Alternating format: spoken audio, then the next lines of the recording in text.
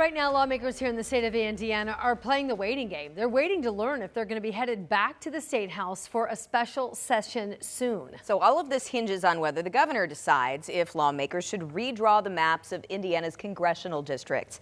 Our 13 News State House reporter Emily Longnecker talked to an Indiana political expert about what's next. And he says we could be in for a legal fight. My guess is we're going to see a special session coming. Paul Helmke teaches at IU's O'Neill School of Public and Environmental Affairs. He expects Governor Braun will call a special session. But the question is when.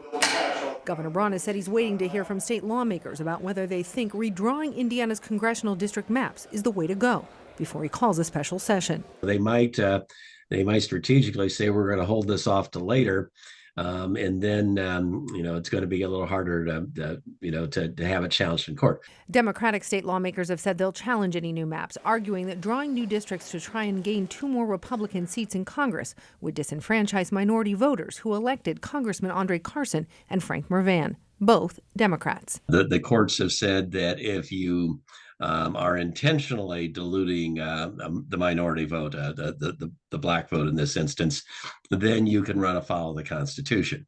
So that would probably be the strongest argument, depending on how the districts are drawn, that challengers could make. But Helmke predicts Republicans will argue that's not their intention. What states that have done redistricting have argued is that, no, we didn't do that for racial reasons, we did that for political reasons.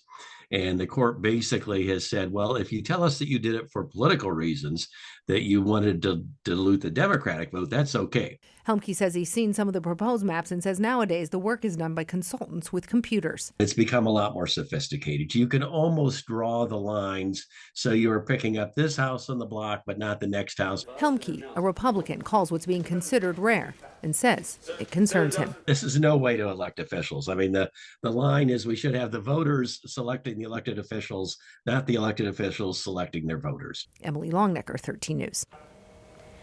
Emily goes a bit deeper on the redistricting efforts in the most recent episode of Crossroads Politics, and you can watch that right now on WTHR Plus. It is free on your streaming devices.